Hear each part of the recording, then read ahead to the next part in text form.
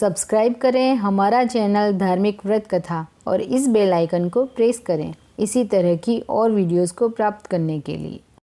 सादर प्रणाम श्रोतागणों, मैं प्रीति उपाध्याय आज एक बार फिर आपका धार्मिक व्रत कथा की यूट्यूब चैनल में हार्दिक स्वागत करती हूँ। और आज मैं आपको बताने जा रही हूँ श्री कृष्ण जन्मोत्सव के साथ जुड़ी हुई पुरानी कथा, जिसमें असंख्य कृष्ण बाल लीलाओं का समावेश होता है। लेकिन मैं यहाँ केवल कुछ ही प्रसंगों की चर्चा कर पाऊंगी, क्योंकि इन बाल लीलाओं के विषय में बताने के लिए तो एक दिन भी कम पड़ जाएगा। तो मैं आपको बताऊंगी जोगमाया की उत्पत्ति, कृष्ण जन्म प्रसंग, कंस के द्वारा राक्षसी पुतना, राक्षस केशी, अरिष्ट, काल्याख्य को कृष्ण के मारने के लिए भेजना, कालिया नाग और कृष्ण युद्ध का संक्षिप्त प्रसंग तथा कृष्ण और चाणूर का मल्लयुद्ध और अंत में कृष्ण और कंस का युद्ध।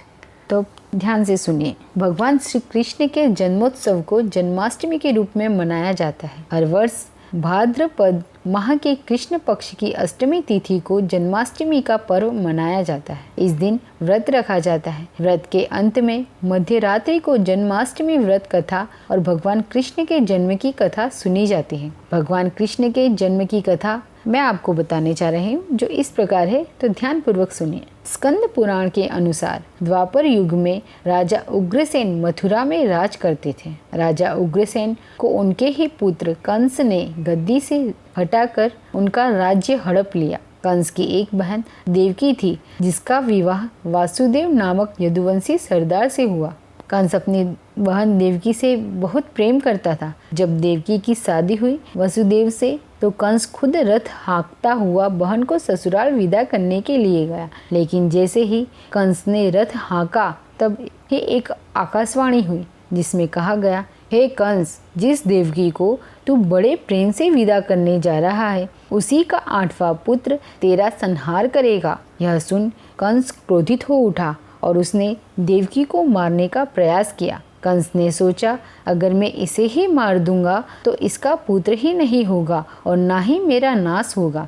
कंस को ऐसा करते देख यदुवंशी क्रोधित हो उठे और भयंकर युद्ध की स्थिति पैदा हो गई। हालांकि वसुदेव युद्ध नहीं चाहते थे। वसुदेव ने कंस से कहा कि तुम्हें देवकी से डरने की कोई जरूरत नहीं। समय आने पर मैं तुम्हें खुद देवकी की 8वीं संतान सौंप दूंगा। उनके समझाने पर कंस का गुस्सा शांत हो गया। कंस जानता था कि वसुदेव झूठ नहीं बोलते। कंस ने वसुदेव की बात मान ली और वसुदेव व देवकी को कारागार में बंद कर दिया और सख्त पहरा लगवा दिया। अब मैं आपको सीधा बताने जा रही हूँ 8वें पुत्र श्री कृष्ण के रूप में भगवान का जन्म। समय आने पर कंस ने एक एक कर देवकी की 7 संतानों को मार दिया। जब 8वें संतान का समय आया तो कंस ने पहरा कड़ा कर दिया। भाद्रपद माह के कृष्ण पक्ष की अष्टमी को रोहिणी नक्षत्र में श्री कृष्ण का जन्म हुआ। जिस समय वसुदेव देवकी को पुत्र पैदा हुआ, उसी समय संयोग से यशोदा के गर्भ से एक कन्या का जन्म हुआ, जो और कुछ नहीं सिर्फ माया थी। बालक का जन्म होते ही वहां अचानक प्रकाश हुआ और सामने भगवान विष्णु प्रकट हुए। उन्होंने वसुदेव से कहा कि मैं ही बालक के रूप में तुम्हारी संतान के रूप में जन्मा हूँ। तुम मुझे अभी इसी समय अपने मित्र नंद जी के घर वृंदावन में छोड़ आओ और उनके यहाँ जो कन्या जन्मी है उसे लाकर कंस को दे दो।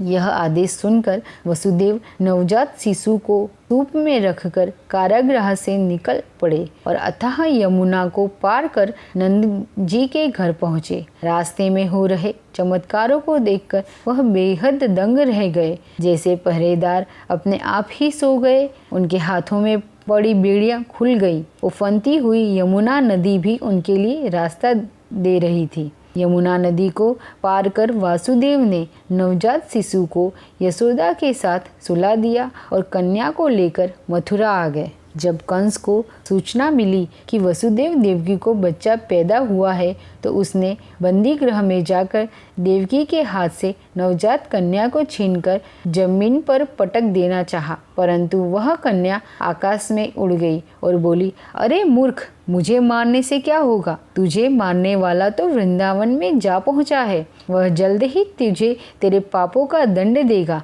यह सुनकर कंस बेहद क्रोधित हुआ। उसने कई बार बालक कृष्ण को मारने का प्रयास किया, लेकिन ऐसा कर नहीं पाया, कृष्ण को मार नहीं पाया। उसने क्रमशः अनेकों राक्षसों को कृष्ण को मारने के लिए भेजा। उसने सर्वप्रथम नंद जी के गृह में राक्षसी पूतना को कृष्ण का वध करने के लिए भेजा, किंतु जब वह राक्षसी कृष्ण को स्तनपान कराने लगी तो कृष्ण ने उसके स्तन से उसके प्राणों को खींच लिया और वह राक्षसी कृष्ण कृष्ण कहते हुए मृत्यु को प्राप्त हुई। जब कंस को पूतना की मृत्यु का समाचार प्राप्त हुआ तो उसने कृष्ण का वध करने के लिए क्रमशः केसी नामक दैत्य को अश्व के रूप में, उसके पश्चात अरिष्ट नामक दैत्य को बैल के रूप में भेजा, किंतु ये दोनों भी कृष्ण के हाथों मृत्यु को प्राप्त हुए। इसके पश्चात कंस ने कालाख्य नामक दैत्य को कौवे के रूप में भेजा, किंतु वह भी कृष्ण के हाथों मारा गया। अपने बलवान राक्षसों की मृत्यु के आघात से कंस अत्यधिक भयभीत हो गया। उसने द्वारपालों को आज्ञा दी कि मुझे शीघ्र ही कृष्ण की मृत्यु के समाचार सुनने हैं, और भी कई सारे प्रयत्न किए कंस ने कृष्ण को मारने के लिए। यमुना नदी में कालिया नाग की वजह से सारा यमुना का पानी जहरीला होता जा रहा था, जिसे गांव के लोग पी नहीं पा रहे थे। इसलिए श्री कृष्ण ने स्वयं नदी में गेंद फेंककर कालिया नाग से युद्ध किया, और कालिया नाग ने भली भांति जान लिया था कि मैं जिनसे युद्ध कर रहा हूँ वे भगवान विष्णु के अवतार श्री कृष्ण ही हैं। अतः कालिया नाग ने श्री कृष्ण के चरणों में साष्टांग प्रणाम किया और पराजित हो गए। अब श्री कृष्ण कालिया नाग के फन पर नृत्य करते हुए यमुना के ऊपर आए। तदंतर कालिया की फुकार से तीनों लोग कंपायमान हो गए। अब कृष्ण कंस की मथुरा नगरी के लिए चल दिए। इधर कंस भी विस्मित हो गया तथा कृष्ण प्रसन्नचित होकर गोकुल लौट आए। उनके गोकुल आने पर उनकी माता यशोदा ने विभिन्न प्रकार के उत्सव किए। मन को हरने वाला मथुरा नगर यमुना नदी के दक्षिण भाग में स्थित है। वहाँ कंस का महाबलशाली भाई चाणूर रहता था। उस चाणूर से श्री कृष्ण के मल्लयुद्ध की घोषणा की गई। कृष्ण और चाणूर का मल्लयुद्ध अत्यंत आश्चर्यजनक था। चाणूर की अपेक्षा कृष्ण बाल स्वरूप में थे। भेरी शंख और मृदंग के शब्दों के साथ कंस और केसी इस युद्ध को मथुरा की जनसभा के मध्य में देख रहे थे। श्री कृष्ण ने अपने पैरों को चाणूर के गले में फंसाकर उसका वध कर दिया। चाणूर की मृत्यु के पश्चात उनका मल्लयुद्ध केसी के साथ हुआ।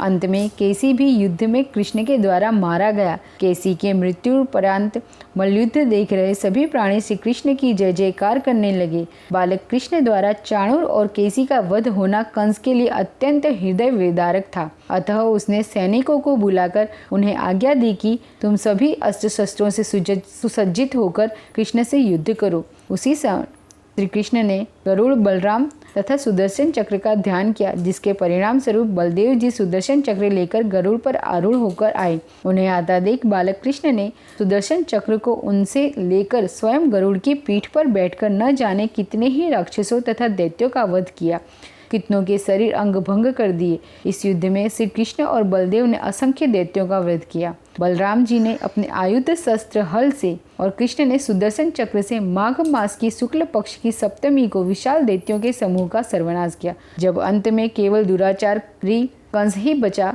तो कृष्ण ने कहा, हे दुष्ट अधर्मी दुराचारी, अब मैं इस महायुद्ध स्थल पर तुझसे युद्ध कर तेरा वध कर इस संसार को तुझसे मुक्त करूंगा। यह कहते हुए श्री कृष्ण ने उसके केसों को पकड़ लिया और कंस को घुमाकर पृथ्वी पर पटक दिया, जिससे वह मृत्यु को प्राप्त हुआ।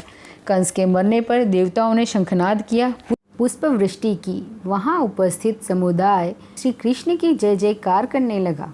कंस की मृत्यु पर यशोदा, नंद, देवकी, वासुदेव सभी ने मिलकर हर्ष पर्व मनाया और तभी से कृष्ण जन्मोत्सव कृष्ण जन्माष्टमी के रूप में मनाया जाने लगा। तो इस तरह से यहाँ पर श्री कृष्ण जन्म कथा समाप्त होती है। तो दोस्तों, अगर आपको मेरी यह वीडियो अच्छी लगी हो तो इसे लाइक व शेयर जरूर करें। तथा मेरे YouTube चैनल को सब्सक्राइब करें और मुझे प्रेरित करने के लिए कमेंट बॉक्स में राधे राधे अवश्य लिखें। वीडियो को अंत तक देखने के लिए मैं आपका अभिवादन करती हूँ। धन्यवाद।